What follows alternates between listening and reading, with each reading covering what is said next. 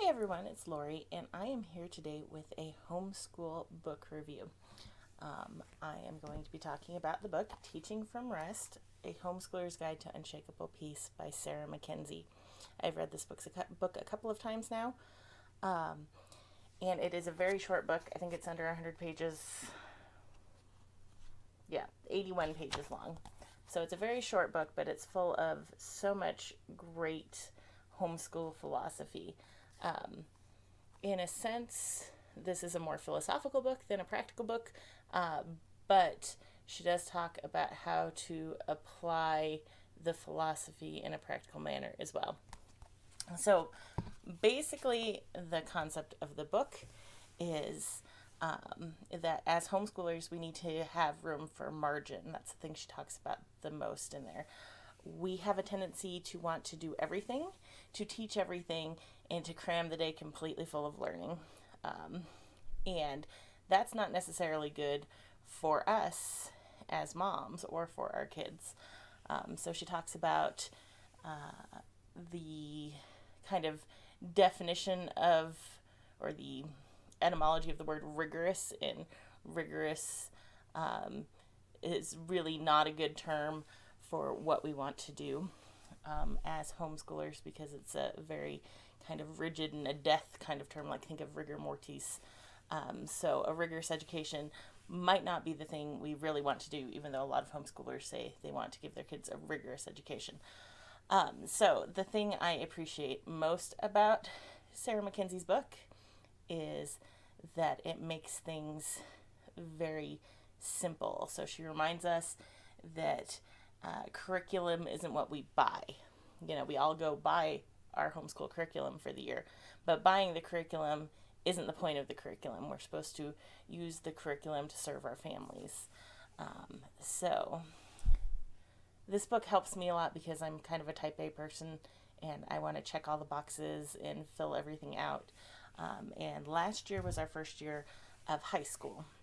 And it was very hard on me because I was A-okay with a homeschool philosophy of kids learn at their own pace and they don't have to be doing what everybody else is doing. Apparently, until my oldest child hit high school, and then I was like, you have to take biology, and you have to take a foreign language, and you have to do this, and you have to do that. Um, so it was a painful year. I think it was painful for Eva, as I was experimenting with how to do high school, and it was painful for me not feeling successful in what we were doing because I felt like we needed to be doing so much stuff to check off all these boxes that are in my head, basically because I had a public education, I think. The freshmen take, you know, either algebra or geometry, and then they have to take biology, and then they have to take a government class, and all these things that I felt like had to be in there that really don't. So I read this a few weeks ago, and then I went to the Rocky Mountain Catholic Home Educators Conference, which was held up in Denver, kind of South Denver, Littleton. I honestly don't exactly know what town down there it's actually technically in, but Centennial maybe. I don't know. But the Rocky Mountain Catholic Home Educators Conference this year had a lot of very philosophical talks. And part of me really craves practical talks, like how to do this, how to do that. And maybe what I'm finding out this year is that I need to get my philosophical thoughts in order before I can get to that practical point. So I am currently in the middle of planning our next homeschool year. Usually I have this done in like February. And so the fact that here we are mid July and I'm changing things up and not doing the things I thought we were going to do, I'm trying to streamline our homeschool so that it works a little bit more like it used to work. Um, Charlotte is going to be in eighth grade, but she is plenty capable of doing high school level work.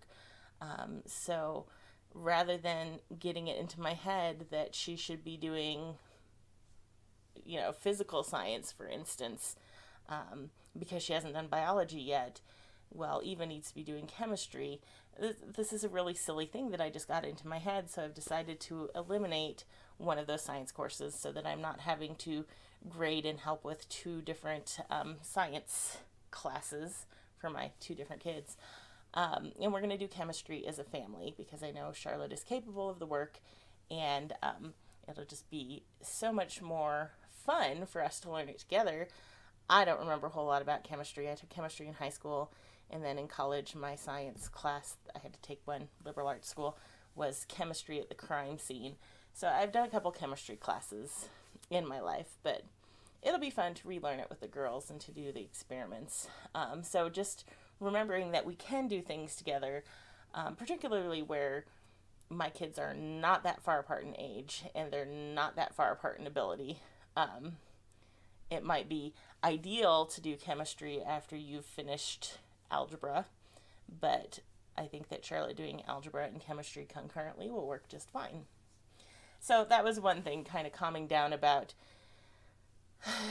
what my kids are supposed to be doing at their age, which never bothered me before. I don't know why it bothered me as soon as I had a high schooler. So Sarah Mackenzie talks about making the curriculum work for us rather than working for the curriculum, and I found myself working for the curriculum instead over the past year. Another really great thing in here that I'm going to be trying to apply is she suggests that homeschool moms pick a literary mentor for the year. So pick somebody whose works you can read over the course of the year to go kind of deeper into. And she had suggestions like C.S. Lewis and T.S. Eliot and Flannery O'Connor, Walker Percy. I can't remember all of the ones she suggested. So my husband is very much thinking that I should do Flannery O'Connor and start with her letters. I'm not big on Flannery O'Connor's fiction stories. My husband read A Good Man is Hard to Find out loud to our family, and that pretty much killed my interest. But he thinks I would really appreciate her letters and her correspondence and things like that. So I'm going to try to pick a literary mentor. I'm not sure if it will be Flannery O'Connor yet or not. So if you have a suggestion for me for a literary mentor for the year, I would love to hear it in the comments. And just spend some time this year with a particular literary mentor. I'm also contemplating starting a commonplace book. I had kind of attempted to do this a while back. I was trying to read through parts of the great books of the Western world. So I read some early Greek stuff, and then I just kind of fell off the wagon, and I kind of felt like I almost made it like a class assignment for myself, which is obviously I have a problem with, like wanting to make things official or whatever. So I think I'm going to watch some videos on how to do a commonplace book and maybe get one started as well, just because I think that could be useful for me. So I really do recommend Teaching from Rest, particularly if you're a high-strung homeschooler like me, because sometimes you just need somebody to talk you down off the cliff, and Sarah Mackenzie does a great job of that. And she has, I'm thinking 6 kids. She has a bunch of kids. She has a lot more kids than me, a very wide age range. She has twins. She runs a business. Like, I don't know how she does all the stuff she does, and still remains a peaceful homeschooler. And I know that she has struggled with it, and that's also one thing that's great about this book is it's not somebody telling you this is how I do things and it's the right way to do things. She goes through, this is what I have struggled with and this is what I have learned through my struggles. So learning from somebody else's struggles is very helpful for me. So I just wanted to do a quick review of that book. So I really do recommend Teaching from Rest, A Homeschooler's Guide to Unshakable Peace. Please let me know in the comments if you have suggestions for a literary mentor for me, or if you've read this book, what really resonated with you that she says in this really short but very good homeschooling book. I hope you all are having a great day. Please feel free to like this video if you enjoy homeschool content, and subscribe if you'd like to see more videos, and I will see you in the next one.